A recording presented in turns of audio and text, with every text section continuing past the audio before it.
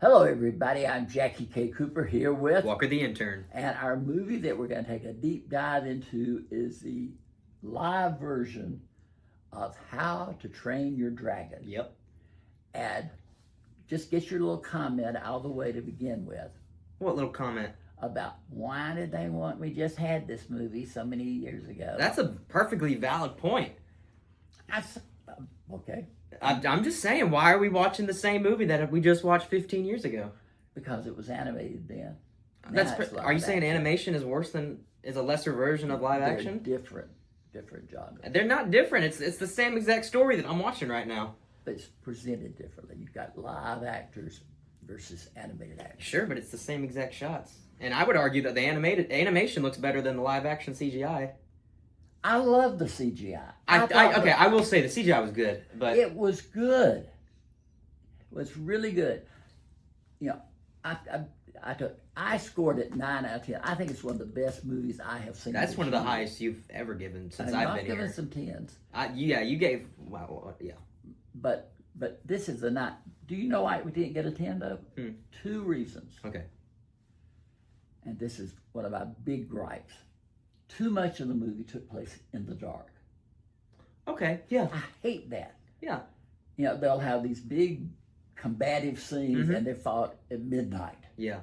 And you're sitting there thinking, my gosh, is that somebody over here? Did they do this? Yeah. And this when they went to, go to the dragon's lair, the nest, it was night and it was cloudy. And well, they do that so that they can make the CGI look better. I know, but it's just a cheap shot to me. And also because it was dark in the animation, and it looks better in animation. Just saying.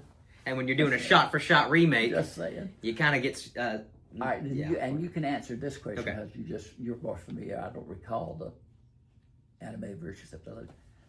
The musical score this time did not thrill me. I was in a theater that had just terrible music quality. Like, I could barely hear the music. Well, I remember from the animated version, just that the music just lifted. Well, they have that one song when he's like the when he's finally flying and he takes his hands off. Yeah, that's the good song. That's like the song that's all over. Is that one from the previous movie? This is from the previous, yeah. Well, because it's a shot-for-shot remake. But I just the music just didn't lift it like it should. Yeah. And I was, it was.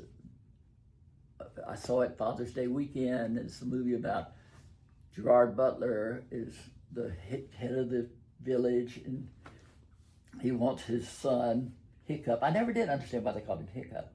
I think like in Viking Land, everybody has a nickname. Like one of them was named Fish Legs. Yeah. I think it's just everybody gets a nickname. And then the dragon they call Toothless, but the dragon's got teeth. But no, the first time he meets him, he has no teeth. Or he gets able to put them away. Because it's like, remember when he starts feeding him the fish? Yes, and I do. He doesn't have any teeth. But and I remember that, but then I remember looking in his mouth later and seeing teeth. Yeah, it's like he only uses his teeth when he wants to be aggressive. But when he's not, when he's happy, he has no teeth. That's teaching me something. Yeah. Because I thought, okay, in this scene, it looked like he didn't have any teeth. I can see him calling him Toothless. But then the next scene, his teeth are there. Yeah. It's just a good story, though, of, young man played by Mason Thames, who I don't know where he came from. I've never seen him. He looks to me a lot like the animated character. Yeah, I thought he did a good job. And the supporting characters did too. Mm-hmm. They looked the part. Yeah, they definitely looked the part. But I know you were thinking why they remake this or whatever, but did you enjoy it? I did enjoy it because I like the original. So I mean, I'm just watching the same. I'm watching the same story that I already saw before, and they're doing it in a way that's faithful to the adaptation, and that looks good to watch. Touching you emotionally? Sure, because it's the story that has already touched me emotionally. They did a good job at adapting the source material. It wasn't like Lilo and Stitch where at the very end they decided let's switch up the ending. They do a very good job at keeping faithful to the adaptation, and in doing so, you feel the same emotions that you felt last time. It just becomes, my stance is just like standing on the principle of why are we doing this? How are we serving the art form by making a live action remake of something that came out 15 years ago? Hollywood, to me, has too much of a propensity to do this. Yeah. Not just Disney doing all the Mm-hmm. animations, making them live actions, which were hit and miss, but just remaking things that, to me, because of my age and how old I am, I'm thinking, that wasn't that long ago, and they're already making a remake. They just need that money. But Amber and I were talking about this the other day on Tell All Tuesday or whatever. They're remaking Wuthering Heights. Yeah. Which was a classic with Sir Laurence Olivier and Merle Oberon. It was a classic film, etc. And they've got Margot Robbie and Jacob Elordi. Yeah, and it's the director of Saltburn. You remember that one? I remember Saltburn. Yeah. Yes, I remember I think Saltburn. we all remember Saltburn. But I do not, Jacob Elordi was in Saltburn. Yeah. I do not see him and Margot Robbie. So, I don't know anything about Wuthering Heights. I own the book. I plan to read it before. Bronte. That's Emily Bronte. Yes. I do know, however, that this is not going to be a faithful adaptation. This is going to be a reinterpretation of the original story. Is it going to be a modernization? Maybe. I don't know if it's going to be modernized, but I don't think it's going to stick to the same story beats. So it's not going to take.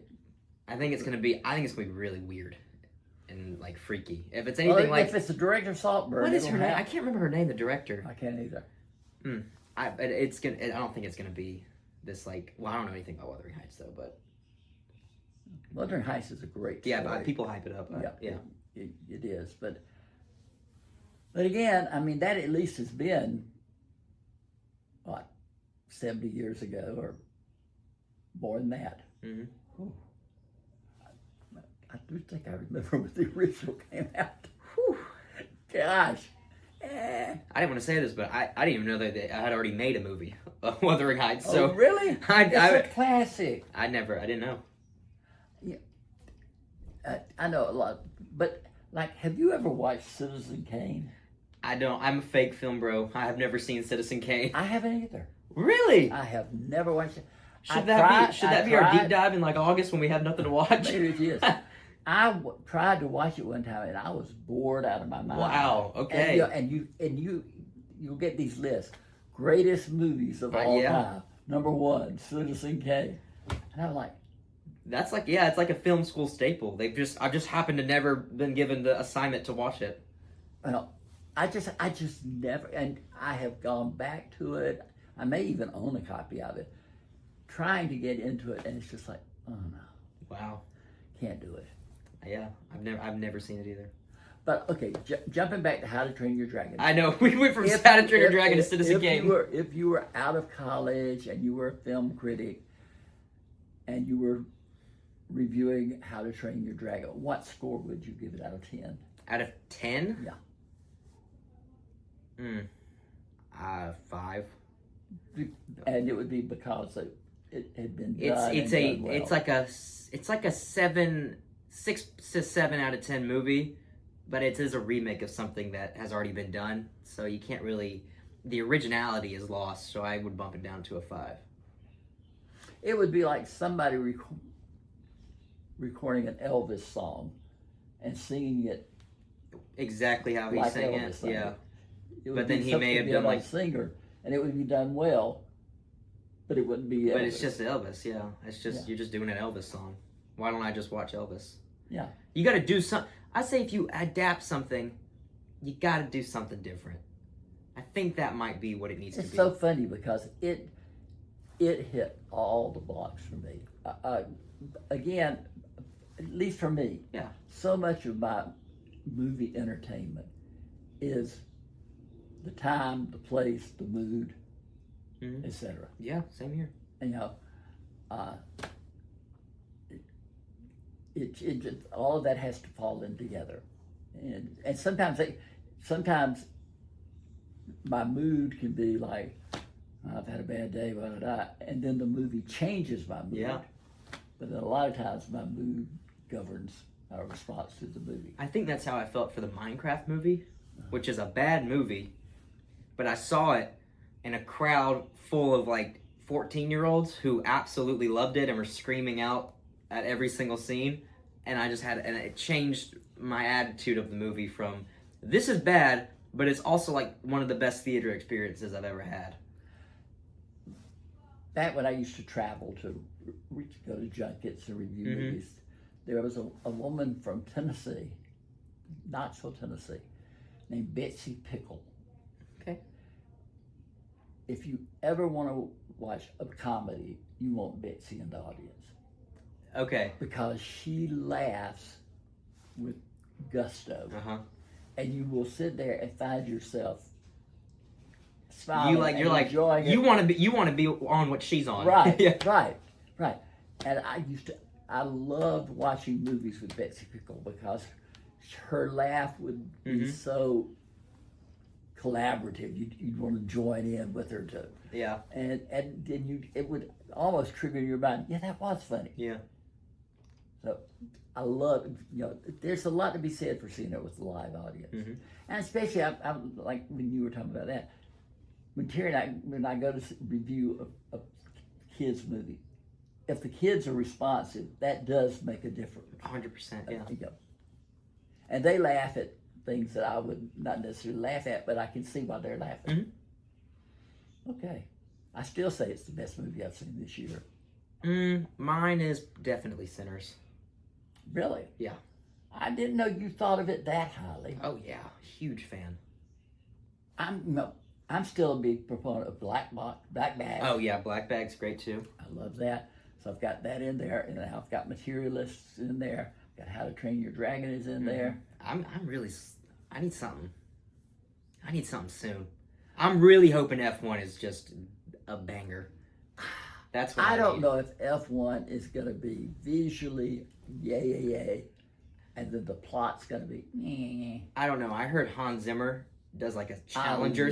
I heard he does a Challenger style like synth beat during the whole movie. I don't know what that means, but I am ready. I am here. I'm sat. I can't. Did I ever tell you my Hans Zimmer story? I didn't. Maybe. If you start talking, I might. Hans Zimmer to me is one of the great musical composers. I love his soundtrack to movies is just amazing. And I interviewed him one time. Okay. And brilliant man, easy to talk to, one of the best interviews I ever had. But he said when he was like 5 or 6 years old, he realized that he heard music in his mind all the time. Okay. And that other people didn't. He said, I thought everybody was hearing music like I was. And he said, there's music constantly in his head, so that when he is ready to compose, he just pulls from the soundtrack that's already going on in his head. Wow. Isn't that amazing? That's crazy. That's almost like a savant. Yeah, I know, yeah. But I was just like, and he said, I thought everybody heard music, but then I found out they weren't hearing it. It's just me. And he has written some fantastic scores. Yeah. So I hope the one for F1 is. I'm ready. I might go see it in IMAX. And this coming up. It's like in 2 weeks. Yep. Because I think Megan 2.0 come out at the same time. Yeah, I think F1 comes out like that Wednesday, and then Megan's that Friday. You think F1's scared of Megan? Is that why they're releasing early? We got to get ahead of Megan. She might destroy us. I don't know. We'll see. Yeah. But anyway, I'm JackieKCooper with Walker the Intern. And this has been our deep dive into how to train your dragon.